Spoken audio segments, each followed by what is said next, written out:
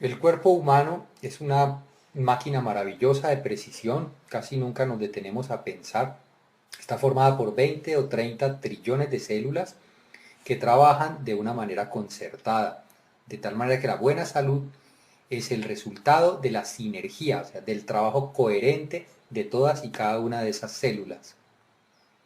Como cualquier organismo viviente, cada una de nuestras células necesita agua, necesita nutrientes y necesita oxígeno. Pero ¿qué recibe también en los tiempos modernos? Con el agua estamos incorporando cloro, flúor, óxido de hierro, sulfato de aluminio. Con los alimentos, pesticidas, preservantes, colorantes, compuestos de drogas farmacéuticas. Y con el aire respiramos un cóctel muy peligroso de monóxido de carbono, de óxido de nitrógeno y de óxido de azufre, etc.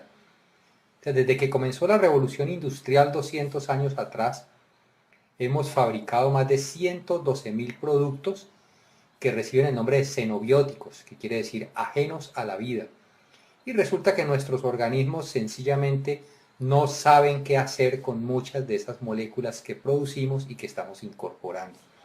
Además se suma que cada vez estamos más expuestos a las radiaciones electromagnéticas. Esta información proviene de unos artículos del Departamento de Estado en Estados Unidos. Ellos hablan de más de 70.000 sustancias químicas artificiales en productos que usamos corrientemente y en la aparición e introducción a los mercados de 1.000 sustancias nuevas cada año. Podemos encontrar fácilmente alrededor de 700 químicos industriales en un cuerpo humano. Y en 2.500 exámenes de sangre se encontraron porcentajes muy altos de 148 productos químicos.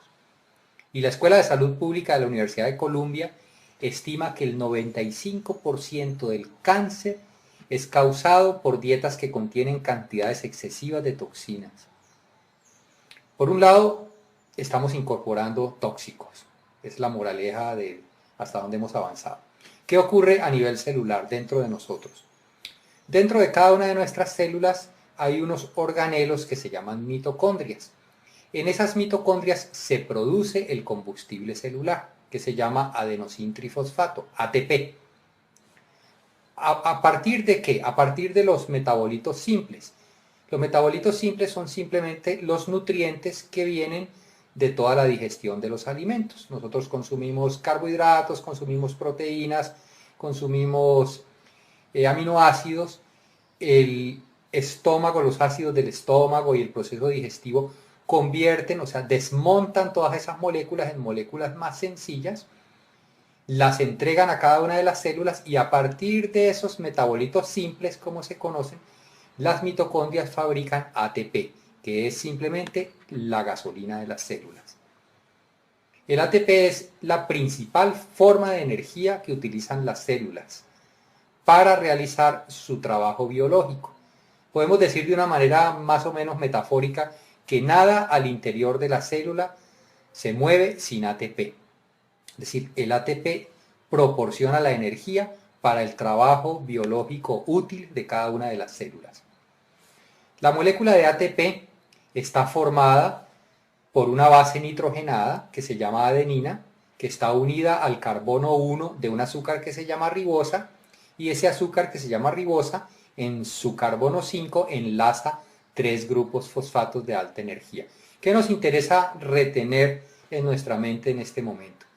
Que la molécula de ATP, que es la forma de energía utilizada por las células, contiene, entre otras cosas, un azúcar que se llama ribosa. La palabra ribosa es simplemente un acrónimo del Instituto Rockefeller de Bioquímica y la descubrió y la describió Phoebus Lejeune durante sus estudios sobre el ADN. ¿Qué pasa con la ribosa? En presencia de ribosa, o sea, si tenemos suficiente ribosa dentro de nuestras células, los depósitos de ATP se recargan muy rápidamente. La ribosa es una sustancia natural extremadamente segura. ¿Para qué es indispensable también la ribosa? Para la síntesis de los ácidos ribonucleicos. Recordemos en el colegio que veíamos que el RNA y el DNA o el ADN, el ácido ribonucleico y el ácido desoxirribonucleico. ¿De qué se encargan estos ácidos en el interior de las células? El ácido ribonucleico es el transmisor de la información. Las células necesitan comunicarse entre ellas. Por ejemplo, llegan los mensajes a través de las hormonas sobre hay que madurar sexualmente, le llegan a una niña, por decir un ejemplo, a los 14 años. Y hay todo un trabajo orquestado que empieza a ocurrir en su organismo para que tenga lugar la maduración de esa joven. Esos mensajeros de información son los ácidos ribonucleicos. Y ahora, toda la información genética, que es donde están guardadas todas las instrucciones de funcionamiento de las células, todo lo que transmitimos a nuestros hijos, están configurados en el ADN. Entonces, la ribosa es fundamental para mantener la integridad de estos ácidos nucleicos.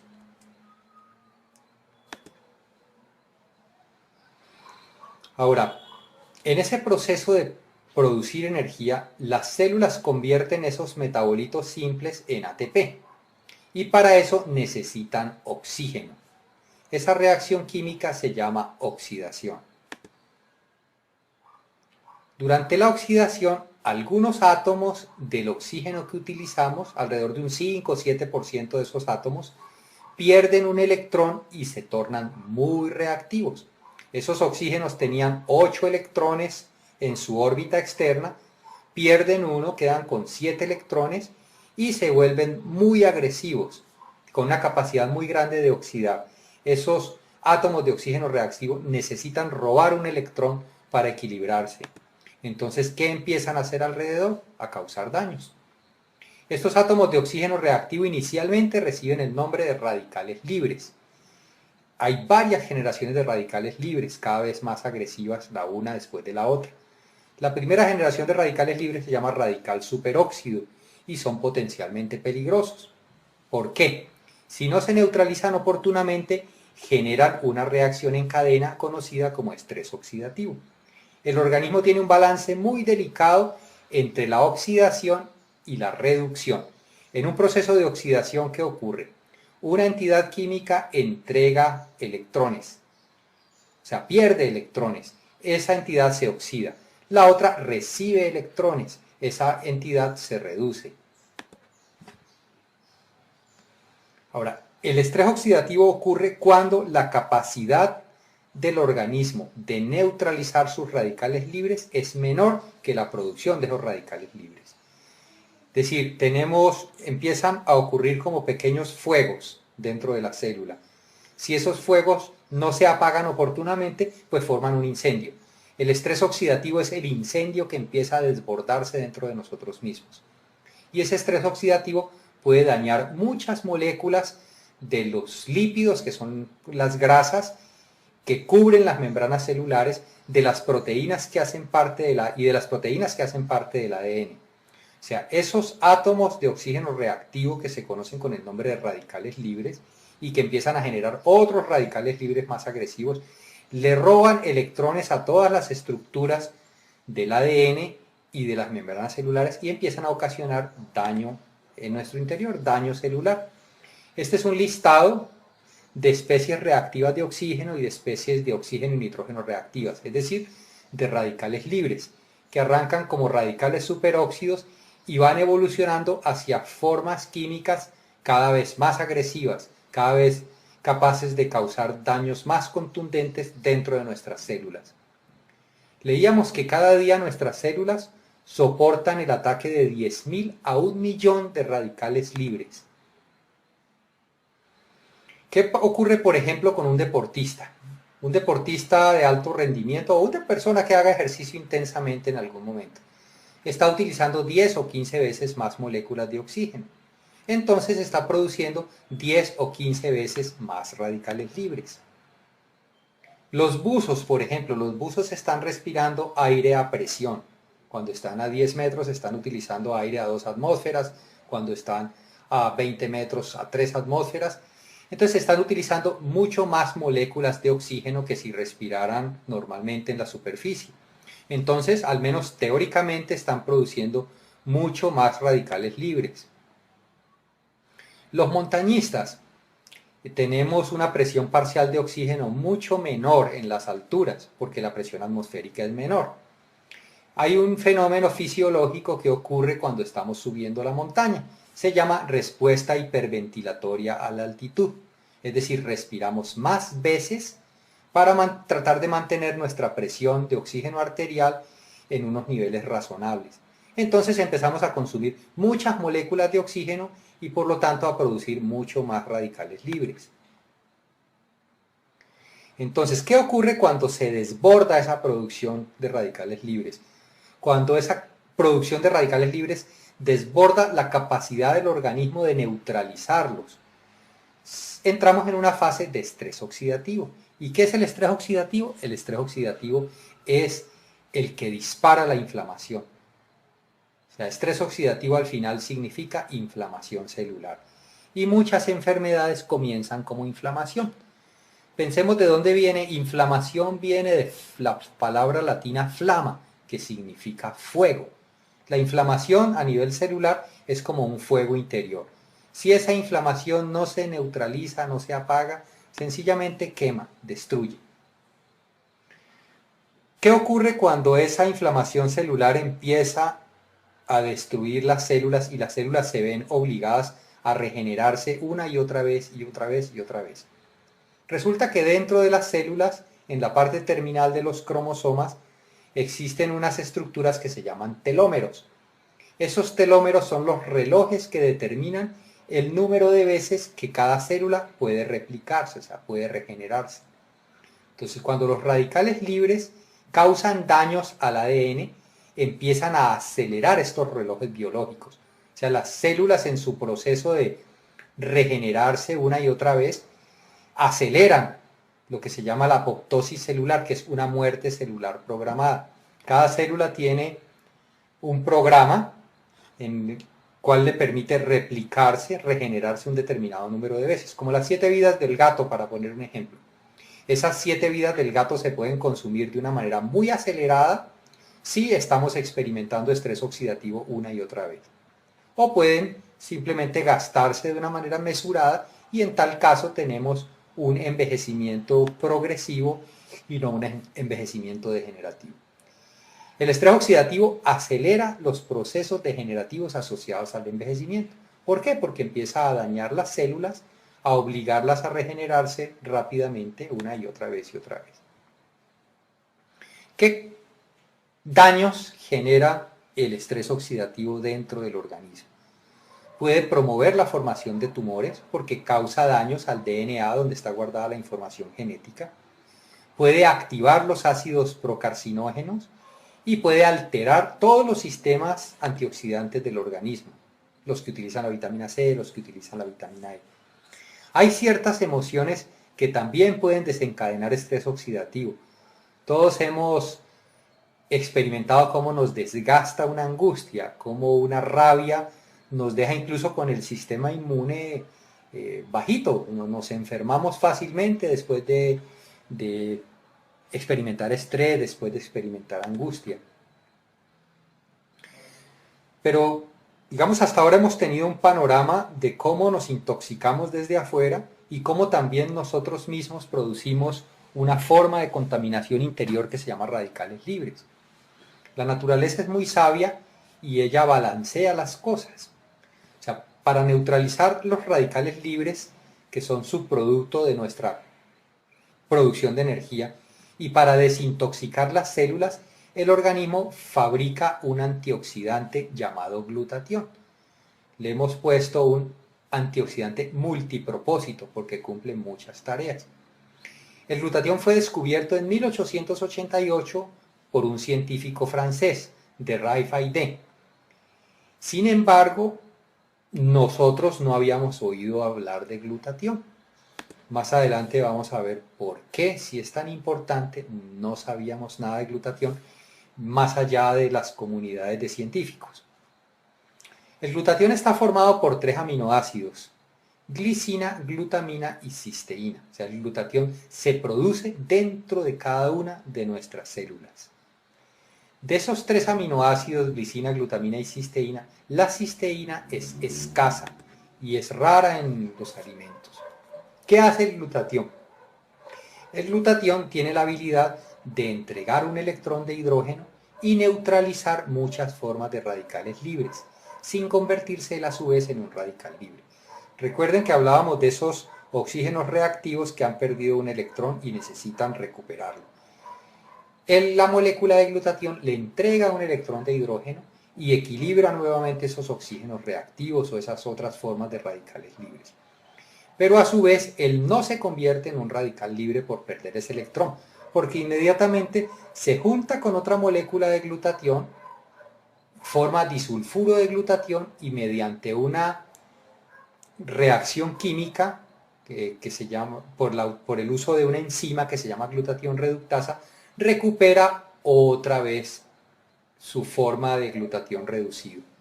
Hay una medida de inflamación celular que es una ecuación, es la glutatión oxidado contra glutatión reducido. Si es más alto los niveles de glutatión oxidado, el organismo está experimentando un estrés oxidativo bastante intenso. ¿Qué sabemos sobre glutatión? Les contaba que no habíamos oído hablar de glutatión la mayoría de nosotros, pero sí habíamos oído hablar sobre vitamina C, sobre vitamina E. Por eso me sorprendió tanto cuando empecé a consultar la literatura biomédica. Hay una página en internet que se llama PubMed, donde se reseñan todos los artículos que producen los distintos grupos de investigación alrededor del mundo. Resulta que ayer hicimos la última consulta y hay sobre glutatión 102.880 artículos científicos. ¿Qué nos dice esa cifra? Si la comparamos con las cifras de investigación de antioxidantes, estos son datos de ayer, resulta que tenemos 102.309 artículos sobre glutatión. Y sobre vitamina C y sobre vitamina E, todos hemos oído hablar de la vitamina C y de la vitamina E, solamente hay 48.000 y 34.000 artículos respectivamente. ¿Por qué la medicina ha estudiado tanto el glutatión? ¿Por qué es tan importante? Entonces, permítanos compartir algunas habilidades del glutatión. ¿Qué hace el glutatión dentro de nuestro organismo? Resulta que el glutatión reduce las moléculas de hemoglobina para que recuperen su habilidad de transportar oxígeno a las células. Aquí reducir no significa hacer menos. Reducir es la contraparte de la reacción química de oxidación y reducción. Recuerden que en una reacción de oxidación, una entidad entrega electrones y otra entidad gana electrones. El que pierde electrones se oxida, el que gana electrones se reduce. Las moléculas de hemoglobina que están en los glóbulos rojos se encargan de tomar oxígeno desde los pulmones y repartirlo a todas y cada una de las células, y de tomar dióxido de carbono, que es un subproducto del metabolismo, de todas y cada una de las células y sacarlo nuevamente hasta los pulmones para que pueda evacuarse durante la expiración. Resulta que en este ciclo de tomar oxígeno, repartirlo, recibir dióxido de carbono y evacuarlo, las moléculas de hemoglobina sufren unas transformaciones. El glutatión es el que se encarga de que estas moléculas vuelvan a estar disponibles para transportar oxígeno en cada ciclo. Es decir, sin glutatión ni siquiera podríamos aprovechar el oxígeno que tomamos durante nuestra respiración. ¿Qué otras cosas hace el glutatión? Es importante para la producción de linfocitos. Los linfocitos, recordemos, son los glóbulos blancos. Podemos producir un glóbulo blanco, dura digamos media hora o 2 horas máximo. Se producen todo el tiempo en el organismo y son nuestra primera línea de defensa contra los virus y contra las enfermedades. El glutatión es fundamental para que los glóbulos blancos, para que los linfocitos puedan cumplir con sus tareas. Y es importante para regular, para mantener óptima nuestras funciones inmunológicas. Una habilidad que nos llamó mucho la atención sobre el glutatión es que ayuda a evitar la oxidación de las grasas y por lo tanto la formación de placas en las arterias. Resulta que cuando las arterias se irritan por estrés oxidativo, empiezan a fijar grasa en las paredes. Empiezan a formar grasas a partir de lipoproteínas de baja densidad como el colesterol y los triglicéridos. Esas placas de grasa empiezan a estrecharlas y a impedir el paso eficiente de la sangre y son las causas de los accidentes cardiovasculares y cerebrovasculares. La otra cosa que ocurre es que en esas paredes irritadas de las arterias empiezan a formarse ateromas, que son depósitos de grasas oxidadas que en cualquier momento se revientan y producen coágulos. Entonces, ¿qué hace el glutatión? En un organismo con niveles óptimos de glutatión, las grasas no se oxidan y sencillamente los excesos de grasa se evacúan. En un organismo con niveles bajos de glutatión, las grasas se oxidan fácilmente y empieza a ocurrir este fenómeno de formación de ateromas, de obstrucción de arterias. Y si nos ponemos a mirar cuáles son los índices de mortalidad más altos, las causas de muerte más altas en Estados Unidos y también en nuestros países de América Latina, los infartos cardíacos o los accidentes cerebrovasculares están en primera línea. Otra habilidad del glutatión. Al combatir el estrés oxidativo, el glutatión disminuye los procesos inflamatorios. Habíamos visto que los procesos inflamatorios arrancaban como estrés oxidativo. El glutatión mejora el rendimiento deportivo porque disminuye los tiempos de recuperación y permite entrenar de una manera más intensa. El glutatión también combate la formación de ácidos carcinogénicos, retarda la formación de tumores y suaviza los efectos de la quimioterapia y de la radioterapia. El glutatión también ayuda a disolver la mucosidad y disminuye la inflamación de las vías aéreas en enfermedades obstructivas crónicas como el asma o como la bronquitis. El glutatión también ayuda a neutralizar los radicales libres que son producidos por la combustión del tabaco, por el humo del tabaco, y contribuye a desintoxicar fumadores. El glutatión desacelera los procesos de envejecimiento porque simplemente disminuye el estrés oxidativo y de esa manera puede contribuir a mejorar muchos signos y síntomas de algunas enfermedades neurodegenerativas propias de la vejez como Alzheimer, Parkinson y esclerosis múltiple. El glutatión también desintoxica ciertas sobredosis de drogas y una gran variedad de solventes, pesticidas y herbicidas. Nos llamó mucho la atención encontrar, por ejemplo, que el acetaminofén, que es un químico que se utiliza corrientemente para los dolores, sea tan tóxico. Encontramos muchísimos artículos sobre la toxicidad de acetaminofén. El glutatión también tiene la habilidad de quelatar metales pesados. Quelatar es como hacerlos inertes químicamente. Estos metales pesados como el mercurio, el cadmio, el arsénico y el hierro se acumulan en los tejidos. El glutatión los saca, los hace solubles en agua y facilita su excreción. Ahora, con un suministro adecuado de glutatión, los investigadores que desarrollaron maneras eficaces de incrementar los niveles de glutatión encontraron mejor respuesta al estrés oxidativo inducido por el síndrome de inmunodeficiencia adquirida o SIDA. Con niveles elevados de glutatión también se restauran algunas funciones del hígado y se mejora la protección contra las complicaciones de la diabetes. El glutatión tiene la habilidad de contrarrestar los efectos dañinos de los acetaldehídos que son producidos por el metabolismo del alcohol y que son los que causan la mayoría de los daños a largo plazo. El glutatión ayuda a evitar el cansancio y el dolor muscular que son característicos del síndrome de fatiga crónica. El hígado, los pulmones, el corazón y el cristalino son los órganos donde más glutatión se produce, se almacena y se recicla. La buena salud del cristalino depende de tener buenos niveles de glutatión en el organismo. El glutatión también protege contra la inflamación por gastritis, úlceras estomacales, pancreatitis y procesos inflamatorios de los intestinos, incluyendo las colitis ulcerativas y una enfermedad autoinmune que es la enfermedad de Crohn. La buena salud durante el embarazo y el parto y la lactancia requiere también niveles muy altos de glutatión. Una habilidad muy interesante del glutatión es que contribuye a proteger los tejidos del cerebro, previniendo los daños por radicales libres. El glutatión se encarga de reciclar la vitamina E, que es la que tiene la habilidad de reducir la acidez del cerebro. Ahora, el cerebro es el órgano que más recibe el ataque de radicales libres porque es el que más consume oxígeno y por lo tanto el que más radicales libres produce. La mala noticia es que nosotros producimos, nuestro organismo, cada célula nuestra produce niveles óptimos de glutatión hasta que tenemos alrededor de 20 años.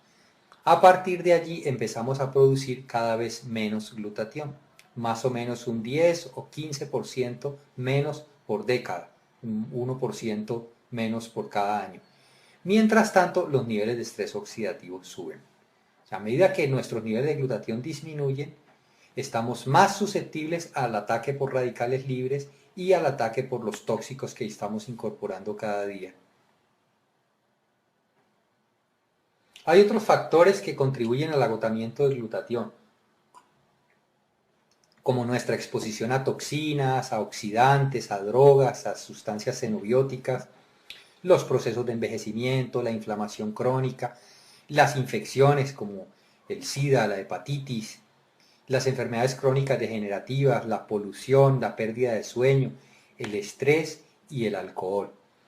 Y un efecto que no podemos subestimar es nuestra exposición a las radiaciones. Estamos tan expuestos a las radiaciones que nuestras células reciben todos los días un bombardeo constante. Y ese bombardeo tiene la capacidad de desconfigurar algunas moléculas, de hacerles perder electrones, finalmente de producir radicales libres. Todos usamos televisores, dispositivos de comunicaciones, hornos microondas, etc. Muchas de estas radiaciones ionizantes pueden contribuir a generar radicales libres. Un factor que no podemos subestimar es lo que está ocurriendo con las dietas.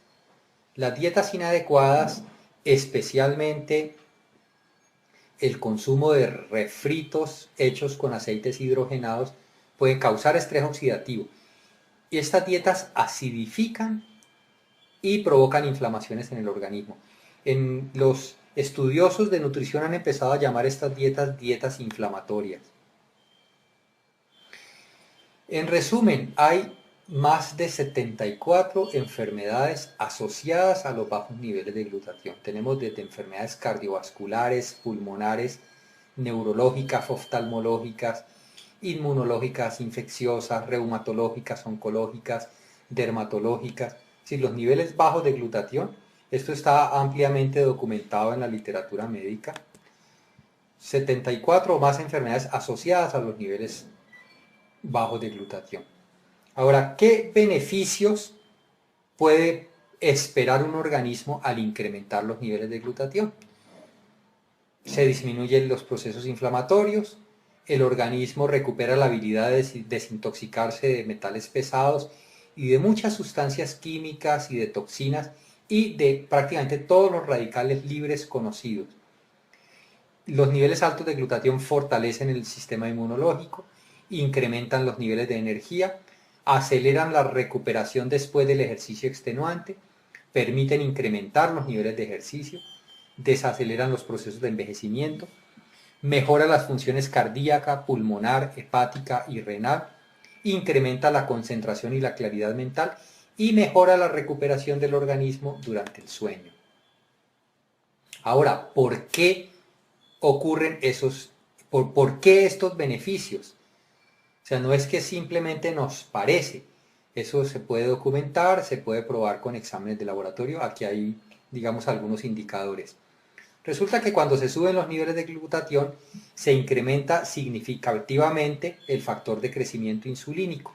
El factor de crecimiento insulínico está implicado en la desaceleración de la muerte celular programada. O sea, un factor de crecimiento insulínico alto significa una desaceleración de esa muerte celular y por lo tanto una desaceleración de los procesos de envejecimiento. Cuando se incrementan los niveles de glutatión, se aumenta la producción de la dehidroepiandrosterona, que es la prohormona de la juventud. O sea, Con niveles altos de glutatión, lo que ocurre es una revitalización impresionante del organismo. Esta dehidroepiandrosterona es un marcador de vigor, es un marcador de organismos saludables, de organismos jóvenes, por decirlo de alguna manera. Otra cosa que ocurre cuando se suben los niveles de glutatión es que disminuye significativamente el factor de necrosis tumoral. El factor de necrosis tumoral es un indicador de inflamación. Si yo subo los niveles de glutatión, inmediatamente todos los marcadores de inflamación disminuyen. Otro marcador de inflamación, o sea, una sustancia implicada en los procesos inflamatorios, es la proteína C reactiva. Con niveles altos de glutatión disminuye la presencia de la proteína C reactiva. Y con niveles altos de glutatión se regula la activación del NF-κB, que es factor nuclear potenciador de las cadenas ligeras kappa de las células beta reactivas. Este nombre tan complicado es una sustancia que está implicada en muchas patologías crónicas y degenerativas y en el desarrollo inmune inadecuado. Pues resulta que el glutatión regula la actividad de esta sustancia. Esto puede medirse en exámenes de laboratorio, puede comprobarse la veracidad. Esto es una lista de químicos que son solubles en grasas y que son difíciles de desintoxicar, pero que el glutatión tiene la habilidad de desintoxicarlos. ¿Cómo nos exponemos a esos químicos? Simplemente comiendo papas refritas en la calle, exponiéndonos a efluentes industriales, respirando humo de los vehículos, humo de cigarrillos, de asadores, de exhaustos de vehículos, exponiéndonos a algunas ropas, algunos desinfectantes, algunos